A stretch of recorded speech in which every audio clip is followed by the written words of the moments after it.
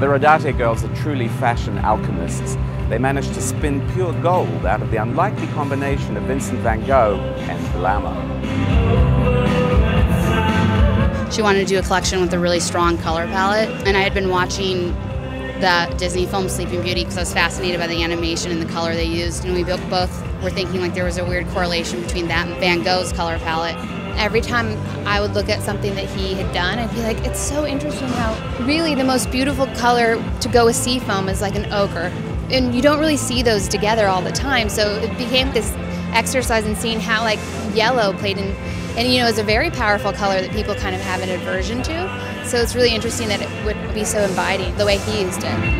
It's nice to see Van Gogh on a dress. Beautiful, beautiful, beautiful. They were just beautiful and so like lovely for the summer.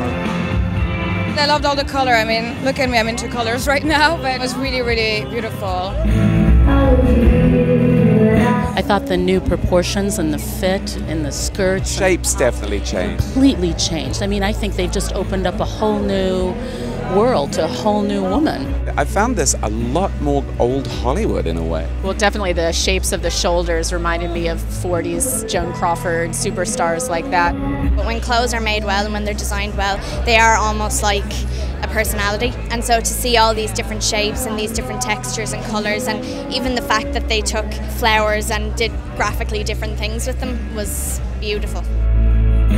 It also gave me a little bit of high school prom. They almost think like teenagers in a way. They're still so dreamy and like a prom on acid or something like that. But an innocence, and at the same time, that kind of strange, dark experience. They've always managed to bring into their things. You sort of saw that with the way that the makeup was done. Very heavy eye. The part of doing a dark eye and like using the song Every Day's Like Sunday, it was like finding something that's very uplifting in a certain way, but if you like look into it, there's an undertone. Well, our friend said to us, we said, oh, we're going to play the Morrissey song, and she's like, oh, that's perfect. You know, it reminds me of being in high school. I had a Van Gogh poster in my room and listened to Morrissey. It was just like these weird connections in our minds that we were making. There's something really exciting about these girls in that you don't know what you're going to get from them every season. And what you get is something so new and so exciting and so fresh, and it's real. So there's a fantasy in the show, but there's also a reality in the stores.